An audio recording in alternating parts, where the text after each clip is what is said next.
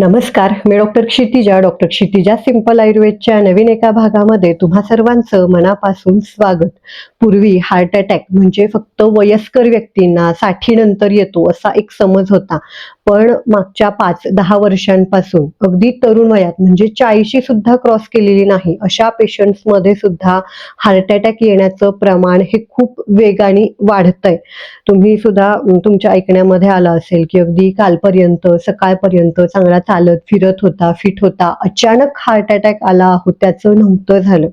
एक खूप महत्वाची गोष्ट मला इथे सांगायची आहे, ती म्हणजे की हार्ट अटॅक हा अचानक कधीही येत नाही. तो येण्या अगोदर बराच काळ आधीपासून आपल्या शरीरामध्ये काही बदल घडत असतात. त्याचे संकेत सुद्धा शरीर आपल्याला देत असतं.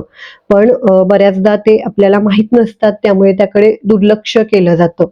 पण जागरूक राहून त्याबद्दल व्यवस्थित माहिती करून घेतलीत, वेळीच उपाययोजना केलीत, तर स्वतःचा, तुमच्या जवळच्या व्यक्तीचा जीव तुम्ही वाचवू शकता. म्हणूनच आजच्या या भागामध्ये हार्ट अटॅक येण्याआधी आपल्याला शरीर काय संकेत देतं, 6 वॉर्निंग साइन्स कोणते आहेत ते आपण पाहणार आहोत. घाबरायचं नाही, टेन्शन घ्यायचं नाहीये, कारण टेन्शननी त्रास जो आहे तो अजून जास्त वाढू शकतो. पण जागरूक राहून काळजी घ्यायची आहे. अशी परिस्थिती आली तर त्यावेळेला काय उपाययोजना आपण केली पाहिजे, हे होऊच नये म्हणून काय खबरदारी घेतली पाहिजे, ही पूर्ण माहिती आज आपण पाहणार आहोत. अतिशय माहितीपूर्ण असा व्हिडिओ आहे. सर्वांनी शेवटपर्यंत पहा, कुठेही स्किप करू नका. कोणाचा तरी जीव आपण वाचवू शकतो. तुम्हाला उपयुक्त वाटला तर जवळच्या व्यक्तीला नक्की शेअर करा. आणि हो, छोटीशी विनंती असेल, चॅनेलवर नवीन आहात, अजूनही तुम्ही सबस्क्राईब केलेलं नसेल तर लगेच सबस्क्राईब करून ठेवा, ज्यामुळे अगदी मोफतपणे आमच्या अशाच नवनवीन आरोग्यविषयक व्हिडिओचे अपडेट्स तरी तुमच्यापर्यंत पोहोचत राहतील. तर सगळ्यात पहिलं महत्वाचं लक्षण म्हणजे अशक्तपणा जाणवतो. काहीही कारण नसताना थकवा पेशंटला जाणवत असतो आणि त्यामुळे सतत पेशंटची चिडचिड होत असते. म्हणजे थोडंसं जरी काम केलं तरी लगेचच दम लागतो, धाप लागते. म्हणजेच तुमच्या हृदयाला रक्तपुरवठा जो आहे तो कमी पडतोय आणि त्यामुळे शरीरातल्या ऑक्सिजनच्या लेवल्स ज्या आहेत त्या कमी पडतायत आणि त्यामुळेच थकवा, अशक्तपणा ही लक्षणं दिसतात. इतरही काही आजारांमध्ये ही लक्षणं असू शकतात, परंतु कधीही या लक्षणाकडे दुर्लक्ष करू नका. तातडीने तुमच्या जवळच्या चांगल्या सुसज्ज अशा हॉस्पिटलमध्ये दाखवा.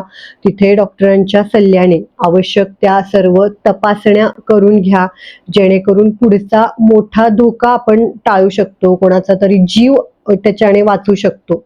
दुसरं महत्वाचं जे वॉर्निंग साईन सांगितलेलं आहे ते म्हणजेच ब्रेथलेसनेस. श्वास घ्यायला त्रास होत असेल, म्हणजे तुम्हाला दमा नाहीये किंवा कफ, खोकला, काहीही असं इन्फेक्शन नाही आणि तरी सुद्धा दम लागतोय, श्वास तुम्हाला घेता येत नाहीये आणि थोडासा आराम केला की बरं वाटतंय, तर हे लक्षण आहे की तुमच्या हृदयाला रक्तपुरवठा कमी पडतोय, हृदय जे आहे ते कमकुवत होत आहे. तर ह्या लक्षणाकडे कधीही दुर्लक्ष करू नका, अंगावर अजिबात काढू नका. तिसरं अतिशय महत्वाचं लक्षण बऱ्याच पेशंट्समध्ये हे दिसतं, नीट लक्ष देऊन ऐका, समजून घ्या.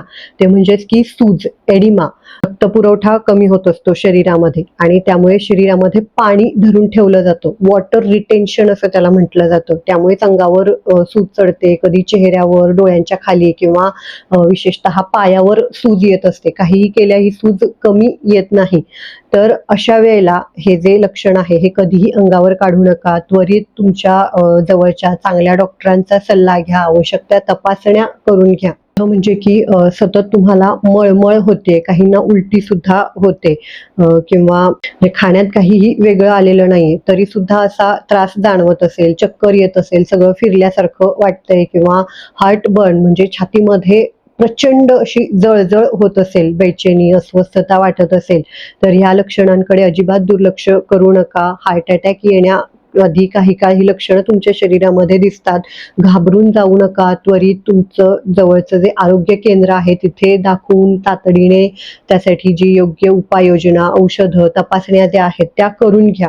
महत्वाचं लक्षण म्हणजे की रुग्णाला प्रचंड दरदरून घाम येतो, म्हणजे अगदी एसी मध्ये जरी पेशंट बसलेला असेल तरी सुद्धा प्रचंड असा घाम येतो आणि इतका घाम येतो की अगदी म्हणजे अंगावरचा कपडे शर्ट वगैरे जे आहे ते सुद्धा ओले होऊन जातात. 6वं शेवटचं पण अतिशय महत्वाचं लक्षण, नीट लक्ष देऊन ऐका, व्यवस्थितपणे समजून घ्या, अगदी तात्काळ म्हणजे जेव्हा तुम्हाला हार्ट अटॅकची करंट फेज असते त्यावेळेला हे लक्षण दिसतं, ते म्हणजेच की पेन, वेदना कुठे कुठे आणि कशा पद्धतीने होतात नीट समजून घ्या. सगळ्यात पहिलं तर महत्वाचं की तुमच्या छातीमध्ये थोडंसं डाव्या साईडला किंवा अगदी सेंटरला सुद्धा दुखू शकतं, पण ह्याची तीव्रता इतकी असते की छातीवर कोणीतरी दाब देतंय, छातीवर कोणीतरी बसलंय, छाती कोणीतरी बांधून ठेवलेली आहे, अशा पद्धतीने पेशंट तक्रार करतात, सांगतात की ज्यांना हार्ट अटॅक येऊन गेलेला आहे त्या पेशंटचं असं सांगणं असतं की अगदी छातीवर हत्ती पाय देतोय अशा पद्धतीने ती जी वेदना आहे, तो जो जडपणा आहे तो असतो. काही पेशंटमध्ये सायलेंट किंवा मायनर अटॅक जर का असेल तर छातीमध्ये वेदना नसते, पण वेदना जी आहे तर ती थोडीशी छातीपासून सुरू होऊन रेडिएटिंग म्हणजे पसरणारी असते. त्यामध्ये तुमचा डावा जबडा, मान, खांदा, पाठीमागच्या साईडला थोडंसं किंवा तिथून पूर्ण आपला जो डावा हात आहे तिथून ते अगदी या बोटांपर्यंत जडपणा असतो, वेदना असते, काहींना मुंग्या सुद्धा येतात. तर अशा लक्षणांकडे अजिबात दुर्लक्ष करू नका. तातडीने ज्यावेळेला तुम्हाला कोणाला तरी अशा वेदना जाणवत आहेत तर मोकळी हवा म्हणजे दारं खिडक्या असतील तर त्या पूर्ण उघड्या करा, शर्टचे बटन्स जे असतील पेशंटचे तर ते काढा, छाती सुद्धा मोकळी करा, रुग्णाला धीर द्या. तुम्ही सुद्धा फारसं जास्त बोलू नका किंवा रुग्णाला फारशी हालचाल करू देऊ नका, फारसं बोलू देऊ नका. ह्याच्याने त्यांच्या हृदयावर अजून जास्त ताण येणार आहे आणि त्रास जो आहे तो अजून जास्त वाढू शकतो. अशा कंडिशनमध्ये एकटं प्रवास करणं किंवा ड्रायव्हिंग करणं सुद्धा टाळलं पाहिजे. त्वरित डॉक्टरांच्या सल्ल्याने तुम्ही डिस्प्रिन नावाची जी गोळी असते तर त्याच्याने रक्त पातळ केलं जातं, हृदयाचा जो रक्त पुरवठा आहे तो वाढवला जातो, जेणेकरून काही काळापुरता आपल्याला आराम मिळेल. वेळ अजिबात अशा वेळेला वाया घालवायचा नाही. त्वरित जे काही तुमचे कॉन्टॅक्ट्स असतील ते हे करा आणि तातडीने जवळच्या सुसज्ज अशा रुग्णालयामध्ये पेशंटला हलवा. जागरूक राहा, तुम्ही स्वतः घाबरू नका, पेशंटला घाबरू देऊ नका आणि सतर्क राहा. हार्ट अटॅक येऊच नये किंवा एकदा येऊन गेलेला असेल, मायनर अटॅक असेल तर तो पुन्हा येऊ नये यासाठी तुमच्या जीवनशैलीमध्ये, लाईफस्टाईलमध्ये सुधारणा करणं खूप गरजेचं आहे. तरुणांची लाईफस्टाईल आपण आज पाहतो खूप चुकीची झालेली आहे, तर त्यामध्ये बदल करणं, वेळच्या वेळेला पोटभर जेवण करा, म्हणजे ताजं घरी बनवलेलं सात्विक जेवण जे आहे आपलं ते घेत चला. त्यामध्ये ताजी फळं, ताज्या भाज्या ज्या आहेत त्या आवर्जून घेतल्या पाहिजेत. चहा, कॉफी, कोल्ड ड्रिंक्स, मद्यपान, धूम्रपान, जंक फूड, रात्रीचं जागरण, टीव्ही, मोबाईलचा अतिवापर हा टाळला पाहिजे. तुमचं पचन नीट होईल, पोट रोजच्या रोज व्यवस्थितपणे साफ होईल याकडे लक्ष द्या. त्यासाठी आपल्या चॅनलवर अनेक व्हिडिओ आधीच उपलब्ध आहेत, ते तुम्ही नक्कीच पाहू शकता. कुठलाही ताणतणाव, स्ट्रेस म्हणजे कौटुंबिक किंवा आर्थिक, सामाजिक कुठल्याही प्रकारचा जर का ताण असेल तर त्यापासून दूर राहण्याचा प्रयत्न करा. त्यासाठी तुम्ही मेडिटेशन, ध्यान, नामस्मरण, प्राणायाम, योगासनं हे खूप तुम्हाला मदत करणार आहे.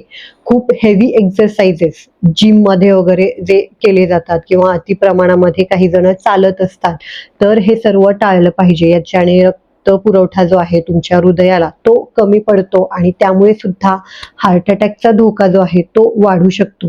तर नक्की सर्वांनी ही काळजी घ्या, ही माहिती जास्तीत जास्त लोकांपर्यंत पोहोचवा, जागरूक राहा, नेहमी निरोगी आणि आनंदी आयुष्य जगा. माहिती आवडली असेल तर व्हिडिओला नक्कीच लाईक करा, अजून इतरांना ही माहिती शेअर करत चला, कारण सर्वांना कुठल्याही औषधाविना कायम निरोगी आयुष्य जगता यावं हाच आमचा प्रयत्न असतो. आणि अजून जर का असेच माहितीपूर्ण व्हिडिओ पाहायला आवडत असतील तर खाली एक सबस्क्राईबचं बटन दिलेलं आहे, ते प्रेस करून शेजारील घंटीचं बटन सुद्धा दाबा, जेणेकरून चॅनलवर नवीन व्हिडिओ आला की नोटिफिकेशन लगेचच तुमच्यापर्यंत पोहोचेल. आजचा व्हिडिओ पूर्ण पाहिल्याबद्दल धन्यवाद.